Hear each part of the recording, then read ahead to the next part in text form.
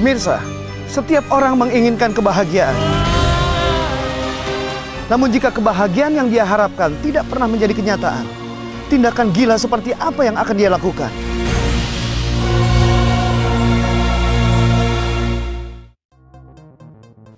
Waktu itu teman saya jual obat-obatan. Dan saya juga bantu dia. Saya bantu jaga. Di atasnya obat-obat biasa. Tapi di bawahnya itu ada pil kopro. Akhirnya kami jual itu juga. Jujur keuntungannya sangat menggiurkan. Akhirnya setiap malam uang itu yang saya dapat sama teman-teman saya, akhirnya kami ke diskotik. Ke diskotik minum mabuk-mabukan. Habis pulang mabuk-mabukan kami bawa perempuan, akhirnya kami melakukan hubungan seks. Seakan lupa segalanya, Hedi Bong semakin tenggelam dalam kenikmatan dunia malam yang ia jalani. Saya bukan hanya jual saja, tapi saya mulai nyicipin. Saya mulai pakai obat-obatan itu. Dan setelah itu berlanjut, saya mulai ketagihan. Saya merasa segala beban di dalam diri saya itu lepas. Saya merasakan ada satu sukacita. Kok saya semakin, hidup ini kayaknya enjoy. Terbuai dalam kenikmatan sesaat, Hedi merasa hidupnya sudah bahagia. Namun kenyataan berkata lain. Sebuah peristiwa kembali menguak kenangan lamanya. Nah, satu kali waktu saya pulang ke rumah, di belakang di dapur ternyata papa mama pak saya tuh berantem. Akhirnya saya dalam keadaan terpengaruh obat-obatan, saya masuk ke dalam. Waktu papa saya mau pukul mama saya ambil pisau, saya mau tikam papa saya. Beruntung saat itu, waktu saya mau tikam papa saya dipegang, ditangkap sama mama saya. Jangan, Dedi. Pisaunya diambil sama mama saya hanya bisa mukul ke dinding. Waktu saya pukul ke dinding, saya maki papa saya lari dari rumah itu. Semenjak itu saya tambah benci banget sama papa saya. Saya lagi nunggu kesempatan, kalau ada waktu saya akan bunuh dia.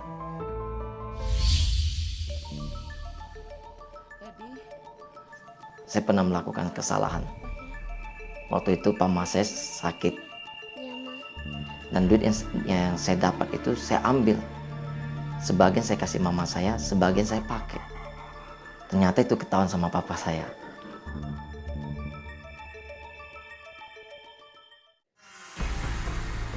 Waktu saya tahu papa saya udah di rumah cari saya sangat takut, saya lari. Akhirnya disuruh orang tetangga cari saya. Akhirnya saya dibawa pulang. Di situ waktu dia ngeliat saya, wah, tidur. Emosinya belum didapatin saya langsung dipukul, saya dihajar. Waktu itu saya ada emosi karena Edi curi uang saya. Saya hajar habis-habisan, sama sekali nggak ada kasihan. Ya hajar saya hanya bisa menahan sakit. Belum puas sampai di situ, sang ayah terus melanjutkan perbuatan sadisnya. Dia ambil selang, saya dipukul juga di belakang badan saya sampai biru-biru. Habis itu saya lari. Hedi, anak bandel kamu ya, tunggu. Tengah jalan saya dijewel, saya dicaci maki, saya dipukul, sampai saya ditarik sampai di rumah saya. Wah, semua orang melihat. Jadi waktu itu saya sangat-sangat malu. Saya dendam sama papa saya, sampai dalam hati saya bilang, itu saya nggak punya papa lagi. Waktu itu saya anggap papa saya sudah meninggal, walaupun papa saya ada di samping saya. Darah kebencian itu semakin mendidih ketika Hedi kembali menyaksikan sebuah peristiwa pahit di depan matanya. Waktu itu papa pulang dari kerja siang hari dan mereka makan di dapur. Waktu itu saya ada di depan. Dan di dapur saya melihat mereka berantem. Dia cekcok. Dan saya melihat ada papa lempar piring pecah. Akhirnya mama saya lari ke depan. Papa saya kejar. Akhirnya papa saya dapatin mama saya. Akhirnya mama saya dipukul sampai mulutnya berdarah. Bahkan kandungan mama saya, papa saya tuh tendang. Waktu ditendang mama saya langsung jatuh pingsan, lemas. Dari situ saya kaget. Itu membuat saya, wah, hidup saya nggak bisa terima kejadian itu, peristiwa itu. Jadi sebagai anak saya hancur, hati saya hancur. Saya nggak bisa bikin apa-apa. Saya pengen menolong mama saya, tapi saya nggak bisa bikin apa-apa. Saya seperti anak kecil yang tidak berdaya. Tapi di situ saya abang benci banget sama papa saya. Dan setelah itu, nggak begitu lama, akhirnya mama saya mau melahirkan. Dibawa ke rumah sakit. Akhirnya adik saya yang ke-6 meninggal. Di situ saya tambah sedih. Di situ saya punya komitmen bahwa saya harus sungguh-sungguh mencari nafkah untuk membantu mama saya dan adik-adik saya. Segala cara saya lakukan hanya untuk menyenangkan mama saya. Tekad dan rasa dendam yang membara dalam hatinya membuat Hedi memutuskan untuk tinggal di jalanan. Beranjak dewasa, hidupnya semakin tidak terkontrol. Hampir setiap malam kami ke diskotik, kami tripping. Kita pulang dari tripping, kebetulan teman kos saya ternyata di Bandar Putau. Akhirnya pulang dari diskotik, kami pakai Putau. Keesokan harinya, saya merasa kok badan saya mulai pegal-pegal. Kayak sakit-sakit, nggak seperti biasanya. Terus saya tanya teman saya, kok kayak badan saya kayak mau demam. Terus tulang-tulang tuh saya tuh kayak sakit, pegal-pegal. Oh, kata teman saya, wah kamu udah mulai sakau. Ya kamu udah mulai candu dengan Putau. Oh, saya bilang Putau itu bisa bikin candu. Ya iya, ini dikasih sodorin barangnya. Akhirnya saya pakai lagi. Pas saya pakai, saya merasa, wah langsung badan saya langsung enak lagi. Nah di situ saya semakin gila. Narkoba seakan sudah mencuci otaknya. Hedi semakin larut dalam candu yang memabukkan. Bahkan untuk kenikmatan sesaat, nyawanya pun siap dijadikan taruhan. Waktu itu saya lagi sakau, saya lagi pakai sama teman-teman saya. Pas saya lagi pakai, ternyata di jarum suntik saya itu ada gelembung, ada angin. Bibir saya tuh kayaknya udah biru. Badan saya menggigil dingin banget. Dan saya merasa kayaknya ada sesuatu yang mau keluar dalam diri saya.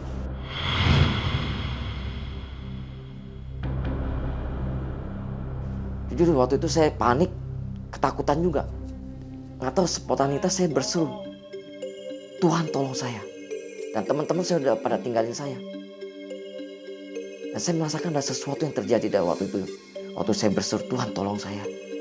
Saya merasakan kok tiba-tiba badan saya tuh berangsur pulih. Tiba-tiba badan saya tuh langsung kembali seperti biasa. Lolos dari maut, Hedi malah semakin nekat. Usaha kotornya pun terus ia jalani. Tidak sedikit pun terbersit dalam benaknya niat untuk berubah. Sampai sebuah tawaran gila dari seorang teman datang mengguncang kesadarannya. Sampai satu titik kami habis-habisan. Akhirnya saya juga capek hidup seperti itu. Dan teman saya juga capek hidup seperti itu. Akhirnya dia memutuskan untuk bunuh diri. Akhirnya dia ajak saya untuk bunuh diri. Tapi waktu itu pikiran saya masih sadar. Waktu dia ajak saya bunuh diri, justru saya tolak. Saya tolak karena saya takut mati. Akhirnya saya memutuskan untuk pisah sama dia. Keadaan memaksa Hedi untuk kembali ke rumah orang tuanya, meskipun ia harus menanggung malu. Waktu keluarga saya melihat saya pulang, mereka cuek, nggak peduli. Saya nggak punya uang, keluarga saya nggak peduli. Akhirnya saya tahan sakau. Saya sendiri pengen lepas dari Putau, tapi saya nggak tahu bagaimana caranya. Wah, di situ saya ngalamin benar-benar seperti neraka. Kalau panas, panasnya minta ampun. Kalau dingin, itu dinginnya minta ampun sampai ke tulang-tulang. Waktu keadaan seperti itu, saya hanya bisa berendam di bak mandi untuk menghilangkan sakau itu. Saya juga mengalami paranoid.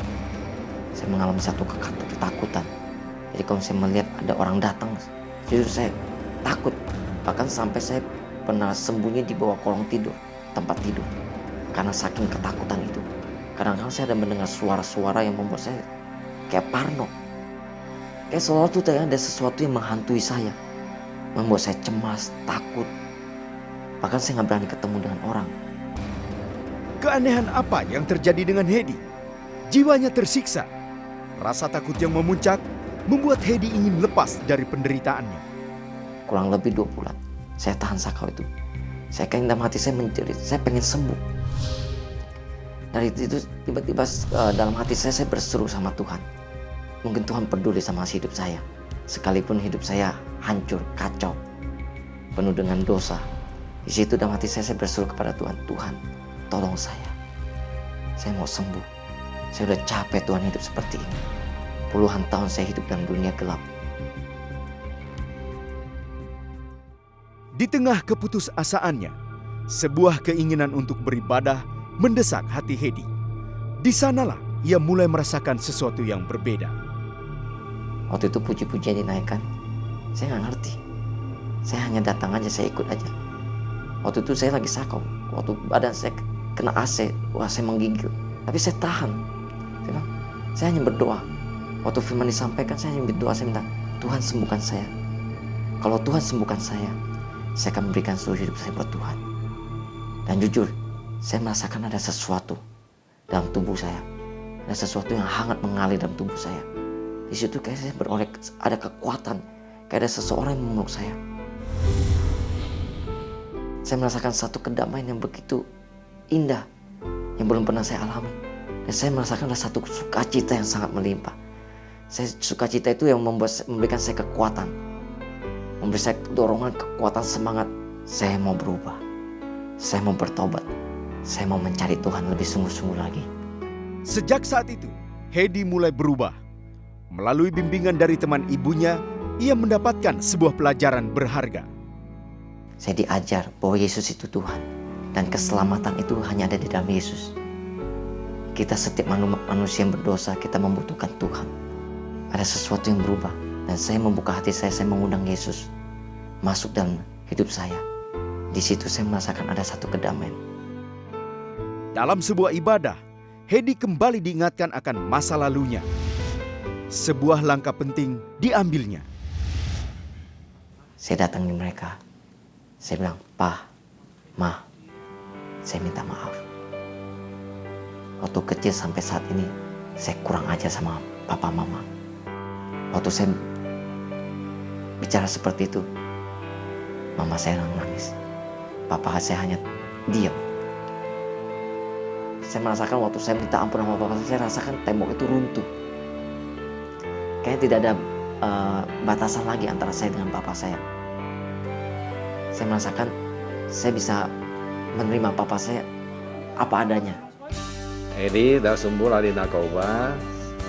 Saya rasanya bahagia sekali. Hubungan sama Hedi sama saya dan dekat sekali, harmonis sekali sekarang. Saya melihat luar biasa perubahannya, khususnya hubungan dengan Papa, dengan Mama, teristimewa Papa. Oleh kasih karunia Tuhan, saya diselamatkan dan saya dipulihkan. Bukan hanya saya yang dipulihkan, tapi keluarga, kami satu keluarga juga dipulihkan. Dan saya merasakan ada satu kebahagiaan, keharmonisan di dalam keluarga saya. Semenjak keluarga saya mengenal Tuhan Yesus. Pemirsa, menginginkan kebahagiaan itu tidak salah. Tapi yang menjadi masalah adalah kalau mendapatkan kebahagiaan itu dengan cara yang salah. Seperti mencuri, mengkonsumsi narkoba, dan lain sebagainya. Mungkin Anda berkata, kok teman saya tetap bisa bahagia walaupun dengan menempuh cara yang salah? Anda jangan tertipu, karena apa yang ditabur orang, itu juga yang akan dituainya. Dunia menawarkan kebahagiaan, tapi kebahagiaan yang dunia tawarkan itu bersifat semu. Artinya, seseorang bisa merasa bahagia kalau semua keadaannya itu baik. Tapi kalau keadaannya justru tidak baik, dia kecewa. Seperti yang dialami oleh Hedi Bong. Dia berharap mendapatkan kebahagiaan dari orang tuanya. Tapi ketika orang tuanya tidak bisa membahagiakan dia kecewa. Bahkan dia mau menghancurkan masa depannya sendiri. Namun ketika Hedi Bong mengalami kebahagiaan yang sejati dari Tuhan, dia mengalami kedamaian yang belum pernah dia alami sebelumnya. Sekalipun masalah tetap ada, hubungan dengan orang tuanya belum dipulihkan. Tetapi waktu dia percaya kepada Tuhan, dia datang kepada Tuhan, membuka hatinya, dia mengalami kebahagiaan itu. Ketika Hedi Bong dipulihkan, hubungannya dengan orang tuanya juga dipulihkan. Saat ini adalah saat yang tepat. Ketika Anda ingin mengalami kebahagiaan yang sejati, Anda membuka hati untuk Tuhan, Anda pasti mengalami kebahagiaan yang sejati. Mari, ikuti saya berdoa. Tuhan, Saat ini saya datang kepadamu karena saya membutuhkan kebahagiaan itu Tuhan. Saya sudah berusaha untuk mencari kebahagiaan itu tetapi saya tidak mendapatkannya. Tapi malam ini saya percaya hanya Tuhan yang sanggup memberikan saya kedamaian, kebahagiaan yang sejati. Terima kasih Tuhan. Di dalam nama Yesus Kristus saya berdoa dan mengucap syukur. Amin. Pemirsa, bila Anda masih memiliki masalah yang Anda ingin ceritakan kepada kami, mari segera hubungi kami sekarang juga. Karena konselor kami siap 24 jam untuk membantu Anda menemukan jalan keluar yang pasti. Terima kasih untuk kebersamaan Anda malam ini. Sampai jumpa di Solusi minggu depan dan Tuhan memberkati.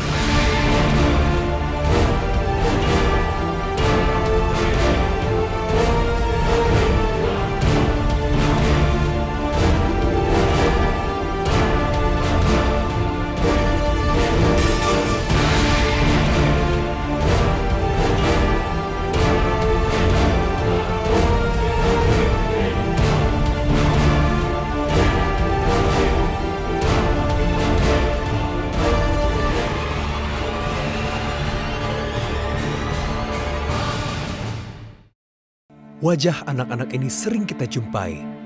Mereka sedang mengemis, mengamen, menjadi buruh harian, atau bahkan ada yang menjadi pemulung. Kehidupan anak-anak Malang ini telah jauh dari kata pintar dan berprestasi, karena mereka tidak bersekolah lagi. Siska ingin mengucapkan terima kasih kepada PKB MOB karena sudah memberikan kesempatan untuk Siska sekolah lagi. Terima kasih. Mari bertindak, ulurkan tangan untuk mereka supaya dapat bersekolah kembali. Terima kasih kepada semua mitra atas kepercayaan yang Anda berikan kepada kami untuk menyalurkan bantuan.